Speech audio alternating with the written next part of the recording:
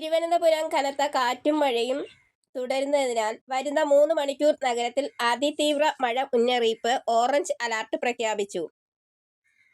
ജില്ലയിൽ ഒറ്റപ്പെട്ട ഇടങ്ങളിൽ ശക്തമായ മഴയ്ക്കും മണിക്കൂറിൽ 50 കിലോമീറ്റർ വേഗതയിൽ ശക്തമായ കാറ്റിനും സാധ്യതയുണ്ടെന്ന് കേന്ദ്ര കാലാവസ്ഥാ നിരീക്ഷണ കേന്ദ്രത്തിന്റെ മുന്നറിയിപ്പ്. മഴ ശക്തമായതോടെ ജില്ലയിൽ പരക്കെ നാശനഷ്ടങ്ങൾ റിപ്പോർട്ട് ചെയ്തിട്ടുണ്ട്. തിരുവനന്തപുരം, ചാക്ക, കഴക്കൂട്ടം, കാട്ടാക്കട, വിഴിഞ്ഞം തുടങ്ങിയ അഗ്നിരക്ഷാ നിലയങ്ങളിൽ നിന്നുള്ള ജീവനക്കാർ വിവിധ ഇടങ്ങളിൽ രക്ഷാപ്രവർത്തനം നടത്തുകയാണ്. നഗരത്തിലെ താഴ്ന്ന പ്രദേശങ്ങളിൽ വെള്ളക്കെട്ട് രൂപപ്പെട്ടു. വെള്ളയമ്പലം ആൽത്തറ റോഡിന് കുറുകെയുള്ള മരച്ചില്ല ഒടിഞ്ഞു വീണു. രാജ്ഭവന് സമീപം മരം ഒടിഞ്ഞു വീണ് ഗതാഗതം തടസ്സപ്പെട്ടു. 2 ഇടങ്ങളിലും അഗ്നിശമന സേന വിഭാഗം എത്തി ഏറെ നേരം പണിപ്പെട്ടാണ് മരം മുറിച്ചുമാറ്റിയത്.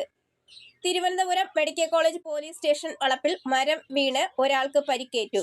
വഞ്ചിയൂർ ജനറൽ ആശുപത്രി റോഡിലും പാളയം ചന്ദ്രശേഖരൻ നായർ സ്റ്റേഡിയത്തിന് സമീപം മരങ്ങൾ കടപുഴകി വീണു. കാര്യവട്ടം സ്റ്റേഡിയത്തിന് സമീപം മരം റോഡിലേക്ക് പതിച്ചതിനെ തുടർന്ന് ദേശീയപാതയിൽ ഗതാഗതം തടസ്സപ്പെട്ടു.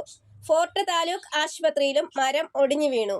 ഫാർമസിയുടെ സ്റ്റോർ റൂമിലേക്കാണ് മരം വീണത്. നല്ല തിരക്കുള്ള സമയത്ത് മരം വീണതെങ്കിൽ ആളപായം റിപ്പോർട്ട് ചെയ്തിട്ടില്ല.